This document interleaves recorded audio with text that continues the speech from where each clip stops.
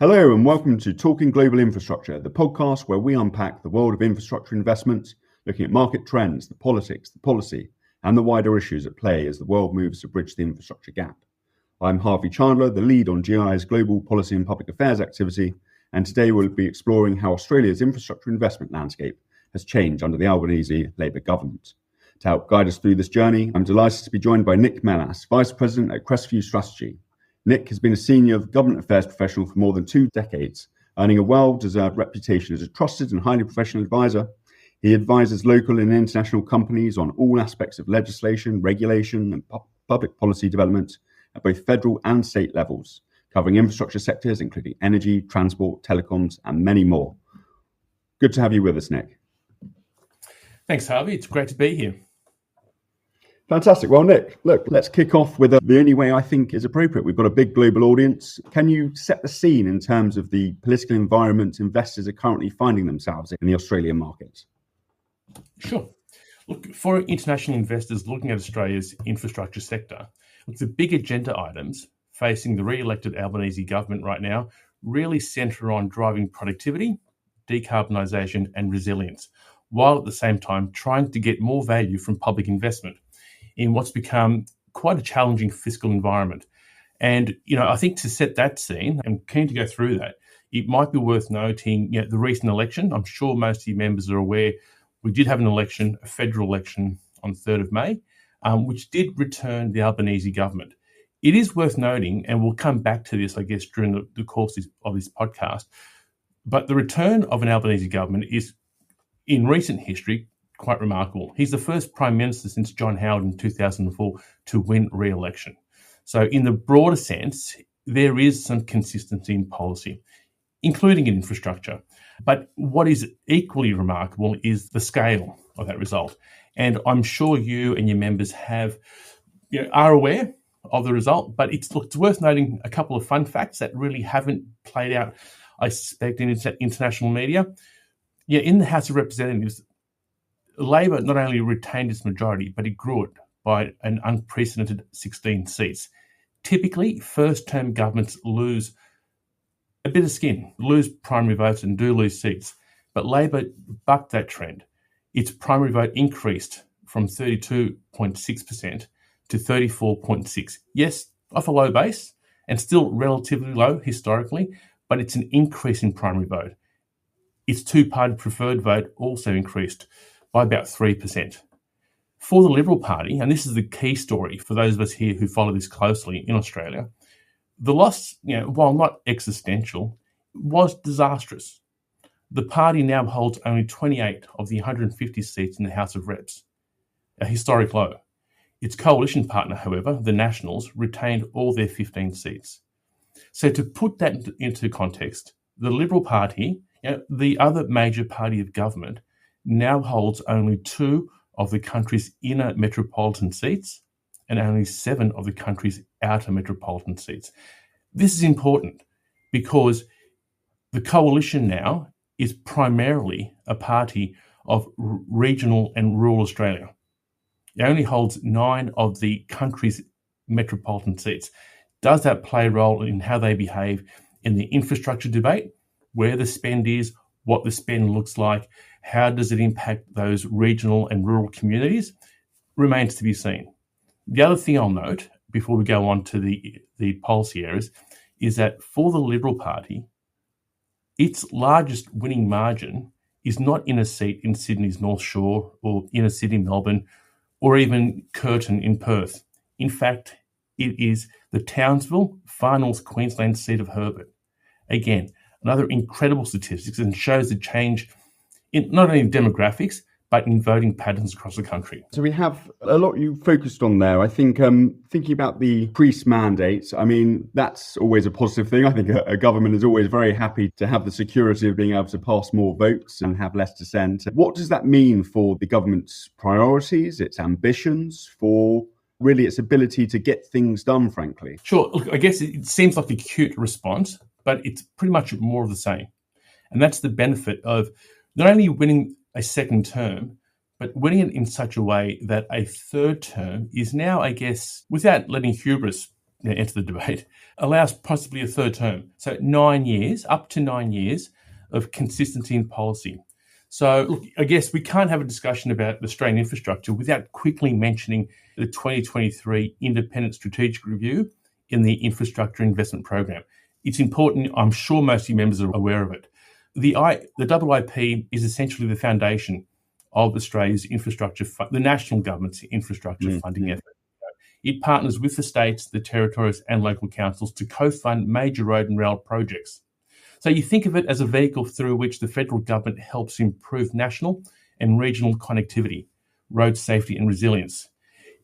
It blew out to over 700 projects worth about $120 billion. So there's a real question around, was it still fit for purpose? I mean, those numbers are impressive.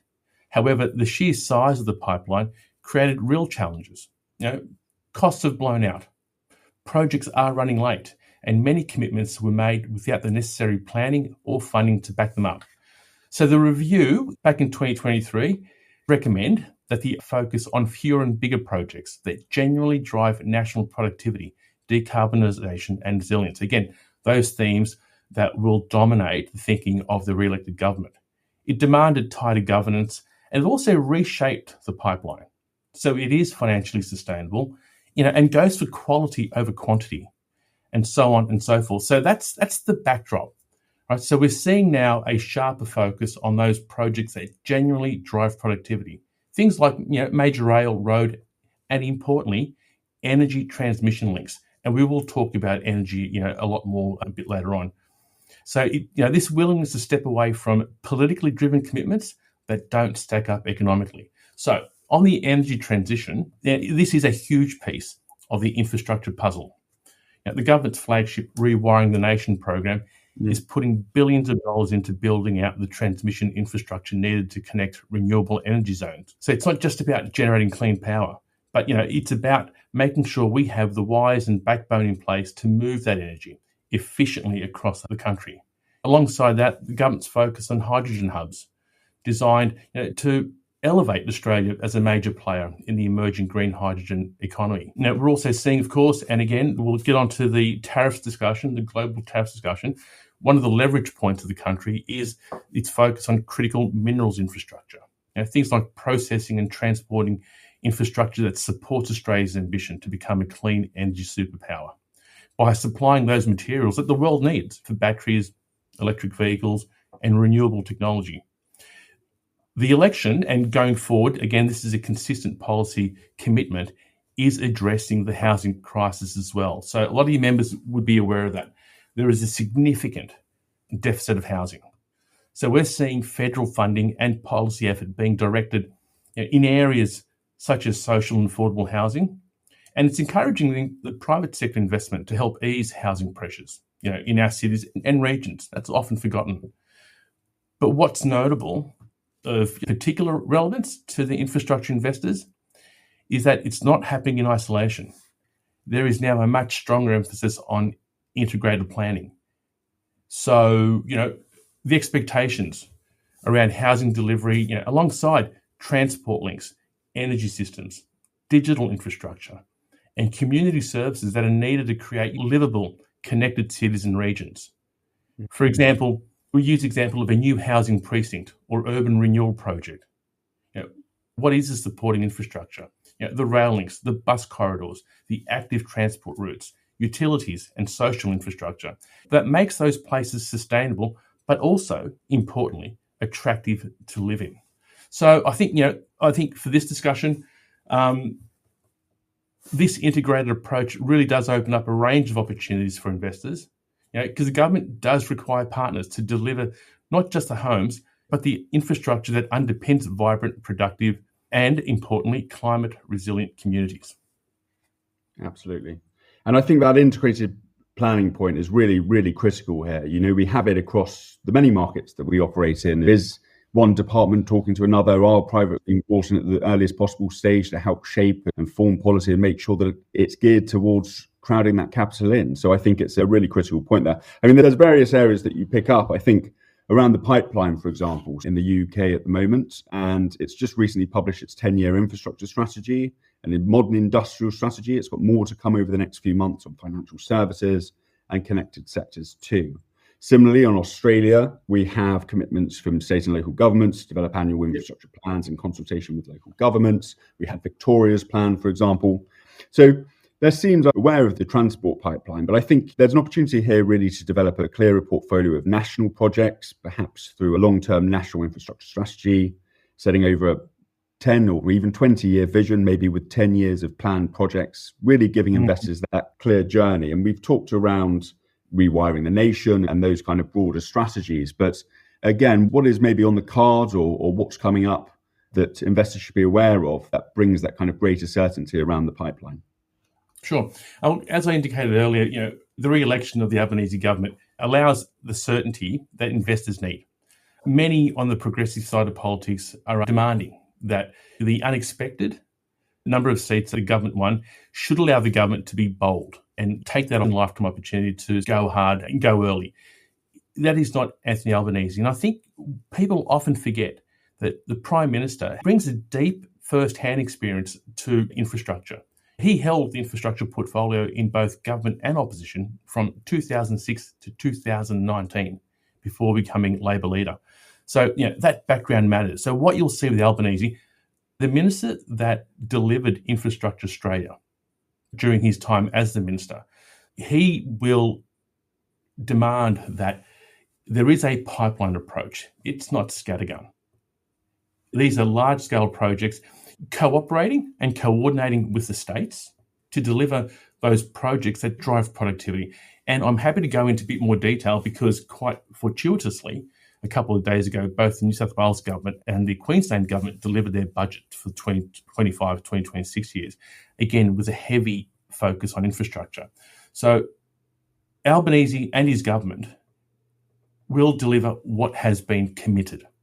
I think that's the first thing that your members should expect. And it's one of those things of modern politics. People talk about mandates, and mandates mean different things to different people. But in Australia, at the very least, it's the commitment to delivering on your election promises and not to deviate too far. So expect to see that. So what does that mean? The recent campaign, a key focus from an infrastructure perspective was the government would invest over $17 billion over 10 years in road and rail projects. One of the highlights was $7.2 billion for Queensland's Bruce Highway. That's an important piece of infrastructure because while Labor hasn't really turned the tide on those regional seats that it just fails to win in Queensland, apart from the Far North Queensland seat Leichhardt, politically the Bruce Highway is critical for all sides of politics, both at a state and federal level. So that commitment was highly political.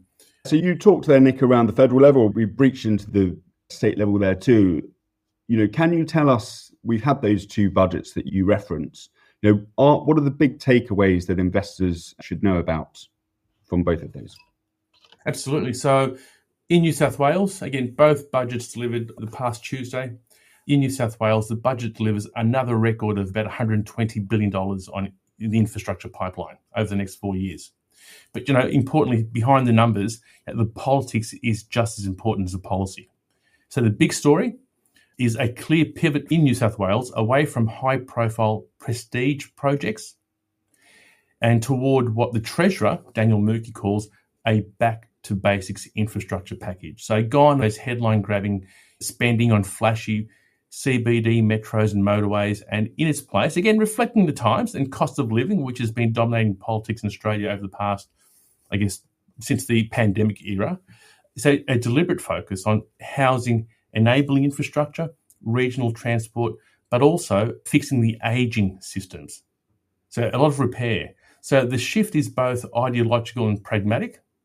The government, it's a relatively new government. It's keen to distinguish itself from the infrastructure-heavy and debt-laden approach of the previous coalition governments, while responding to today's acute pressures, cost of living, housing shortages, and public service delivery. What your members, I'm certain, have already picked up is that they have established through a $17 or $18 million investment, the Investment Delivery Authority, or the IDA. It's designed to streamline approvals and unblock major projects. that are currently mired in bureaucratic delay. Harvey, I'm sure your members across all jurisdictions would say one of the key impediments of infrastructure projects usually centres around approvals and bureaucracy. So the Minns government last year established the Housing Delivery Authority to again unlock the construction of new homes, which are much needed. So in this budget, it's established the Investment Delivery Authority for those very same reasons. Investors and businesses have been frustrated with slow and uncertain planning processes. So this is a way to speed up enabling infrastructure like water, power, transport connections, and so on. In Queensland, the issue at the moment is its dire budgetary position and the need to deliver the 2032 Olympics. So in its budget, it is infrastructure-led, but it's also politically deliberate. So the government is betting that building and, importantly, being seen to be built, and this is a government that's barely 12 months old, that it will cement its authority, consolidate its gains, reframe the Olympic debate, which became an albatross for the former Labor government. Deficits are rising and delivery challenges are looming. So the real test will be less about what's announced and I guess more about what's actually delivered on time and within budget. They have announced some significant spending on infrastructure, pipeline, about $117 billion in total over 4 years. Yeah, I mean, one of the things that across both New South Wales and Queensland, with what you said just there, is a lot around delivery. It's great to have the targets as a rule, gives the clarity, gives the certainty around the direction of the government and the policy to follow. And of course, over successive governments, if that kind of continues, then that's largely welcomed. I think one of the things that it's not just an issue in Australia, but generally as everyone's going for net zero, everyone's going for all of these targets all at once. And it's the same applies in Australia between the states. So on that point around delivery of infrastructure, building it, upskilling, preparing the workforce to deliver real public benefit through the infrastructure that's built out or maintained, where are we in that journey? How is it looking? What is the government focused on in that area? And what needs to be done really to ensure that as these strategies come through, as the investment comes in, that ultimately we're going to be hitting those targets and delivering on time? Yeah, it's a really good question. And I think a lot of that, you mentioned skills before, and I think skills plays a key part in this. And what really has been part of the issue here in terms of inflation over the last few years, which has had its issues in Australia and starting to come down, is a real skills gap. The competition for labour, for housing and infrastructure has been immense, and it has had its problems. So it's one of the most pressing challenges, and I think just to focus on that for a second, it's a real pressing challenge in Australia right now. And, I'm certain it weighs heavily on investors trying to forecast delivery timeline and costs.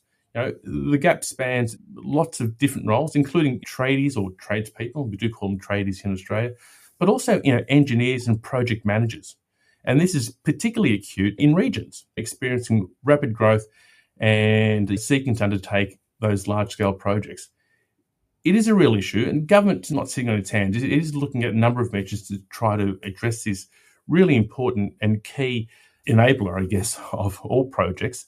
In doing so, it really has stepped up incentivising apprenticeships and training. In the last budget, the federal government introduced these incentives to encourage young kids to re-enter apprenticeships. I don't know what the situation is globally, but in Australia, the drop-off in apprenticeships has been immense. So trying to attract kids into the trades has been a focus for both the Labor and Liberal Party or coalition parties. So now apprentices in the housing construction sector can receive up to about $10,000, while employers can also access, I think, $5,000 through the priority hiring incentive, enhancing vocational education. For example, in Queensland, which has developed the infrastructure, productivity and workforce roadmaps designed to align vocational training with industry needs. So finally, we've got the education sector talking to industry to ask those key questions. What do you need? When do you need them? The answer inevitably is always yesterday. Planning is finally a step in the right direction. Migration became a key discussion point and has been, I guess, since the pandemic. we have seen in Australia a big rebound in migration, largely led by students seeking to study here. But politically, there's been a real concern because some people have tried to link increased migration with the housing shortage, which inevitably, in their view anyway, has led to increasing housing prices, making it hard for Australians to either buy or rent a house. So unfortunately, migration has borne the brunt of that. But, again, there is an understanding that skilled migration does play a big role in trying to manage those skills gaps. So, recognising the immediate need for skilled workers, because it is immediate, the government is exploring reforms to skilled migration pathways. Highly political, very necessary. It'll be interesting to see how this plays out over the next term of government, how the Greens might behave now, given that the Greens did play a significant blocking role in the last parliament. It'll be interesting to see how the government can navigate this delicate policy area. But also things like national licensing reforms.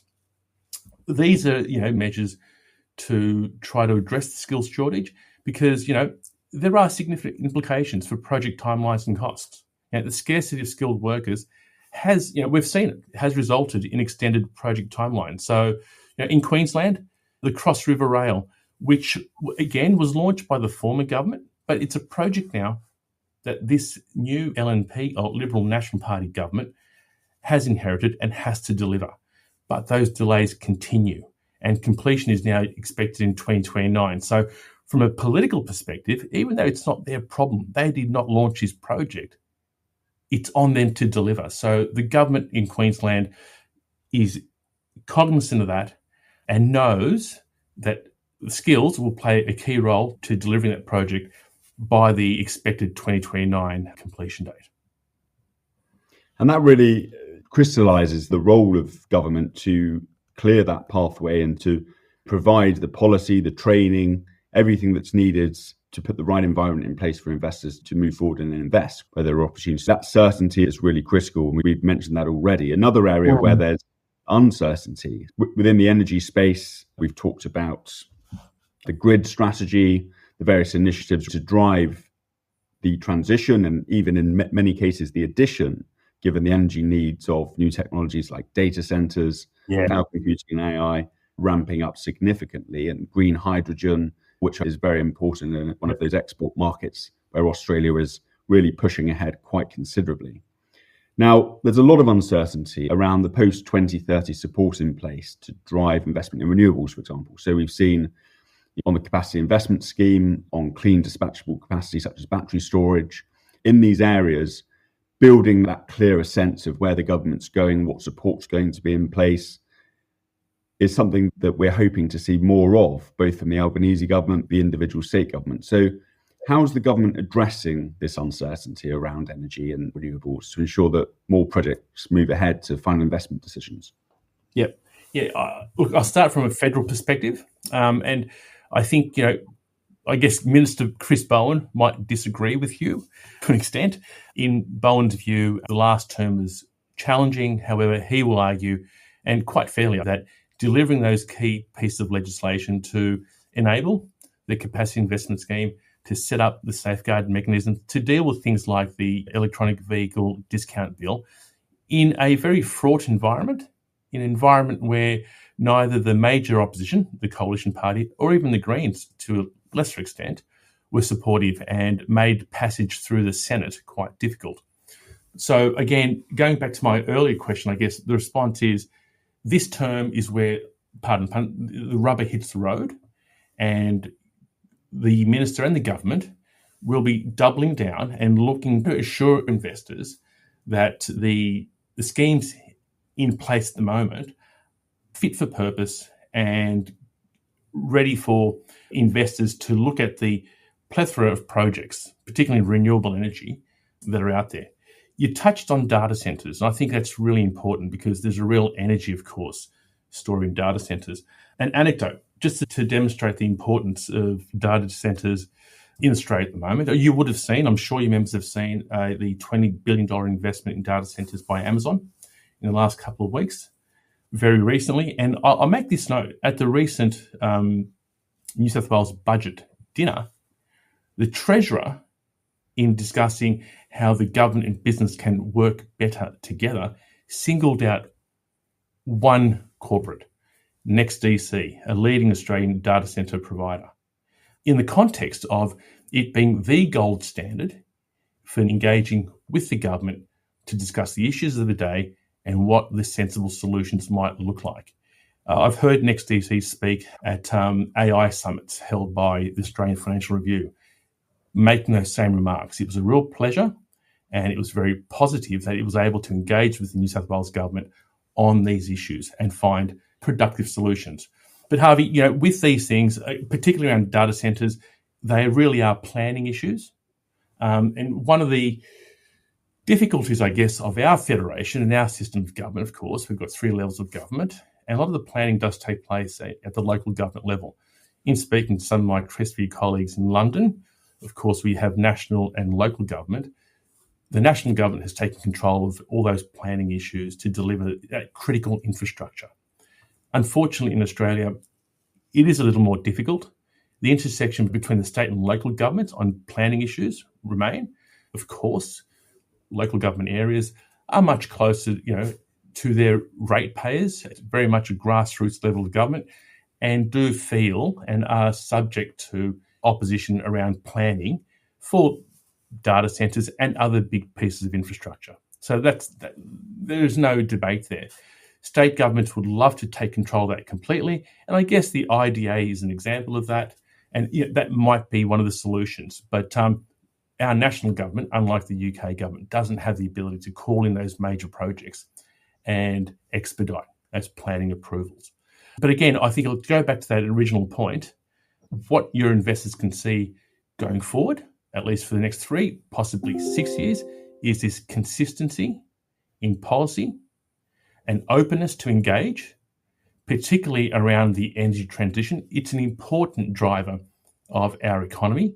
Chris Bowen, to his credit, when becoming the shadow minister for energy and climate change a while ago now, one of the first comments he made is that he's endeavoured to change the debate around climate change and energy as being one that is not a woke, a progressive issue, a social issue, but it's an economic issue.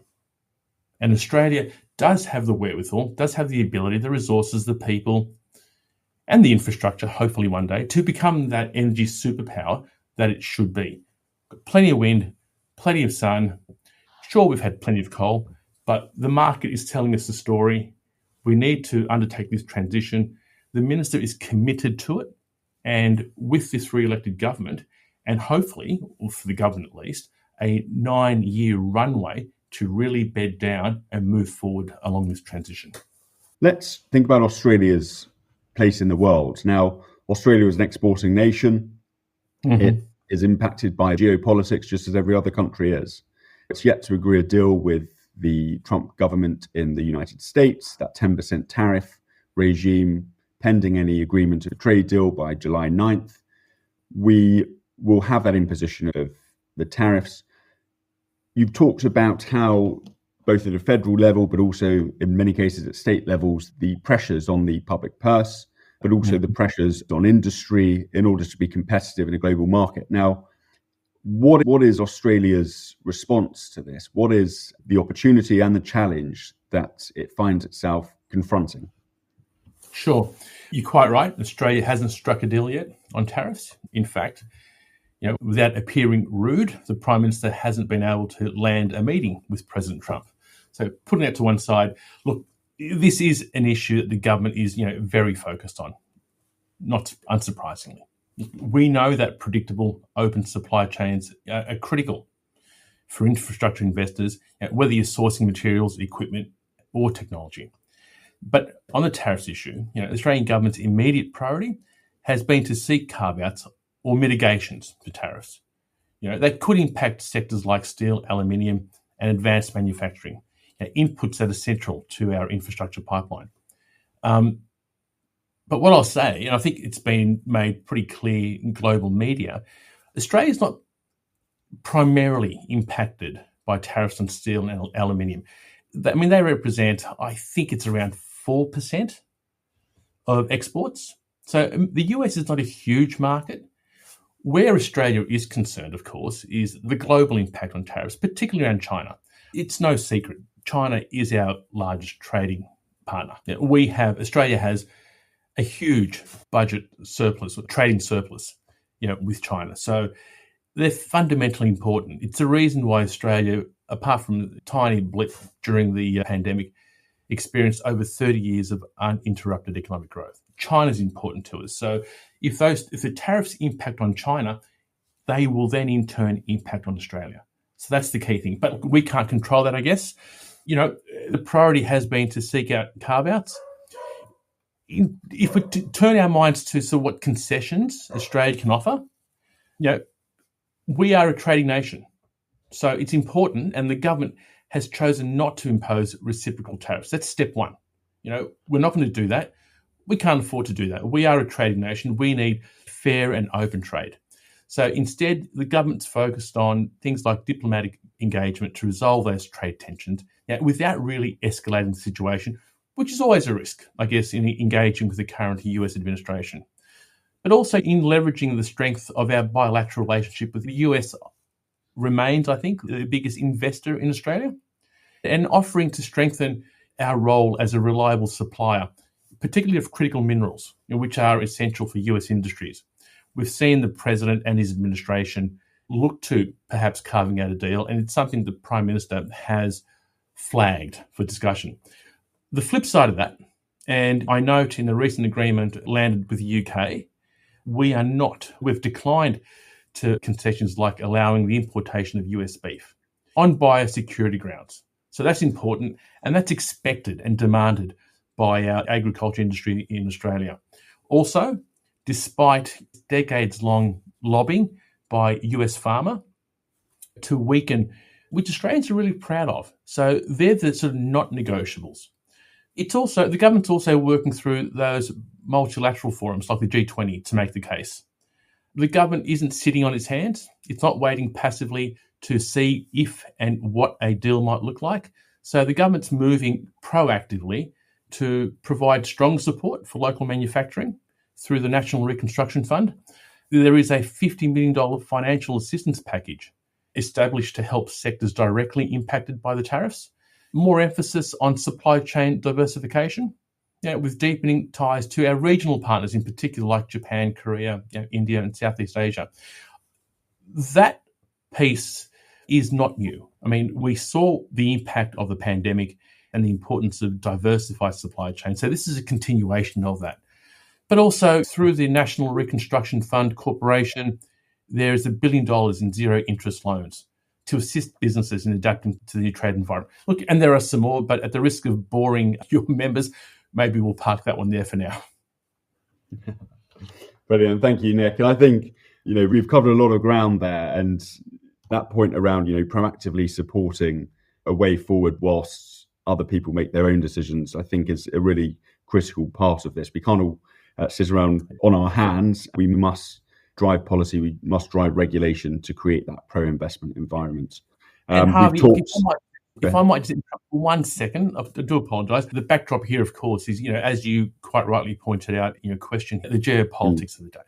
The Prime Minister is very cognizant of the fact that China is our great trading partner, but the US remains our most strategic ally. There are some pressures there, particularly around the quantum of defence spending. I'm sure you're aware of it. It's been discussed at NATO at the moment. Australia currently is reluctant to commit to a 3.5% or even 5% guarantee on defence spending. The Prime Minister and the government's position there has been to make sure that we understand what the capability requirement is and then how to fund it. So that's in the background. It's really important, and it does, I guess, in some way, shape or form, guide the discussions around tariffs and the broader trading relationship. So, Nick, that's on geopolitics certainly having its part in driving policy and driving thinking at the same time as governments are obviously trying to deliver their long-term ambitions and strategies. A tricky rope to walk, let's say. But on that, Nick, thank you ever so much for being with us today We've covered some really, really interesting ground there from the federal and state governments and priorities that they have following budgets and the election, of course, back in May, all the way through to the energy transition, some of the views on how that is going to be driven forward, how things like the grid strategy that's been produced, the rewiring strategy is being delivered, and how that ultimately drives the certainty and in turn the investment that we know is needed to bridge that infrastructure gap. So I think we've achieved what we wanted to do there. But Nick, thank you ever so much. I've been Harvey Chandler. This has been Talking Global Infrastructure. Thank you and look forward to seeing you next time.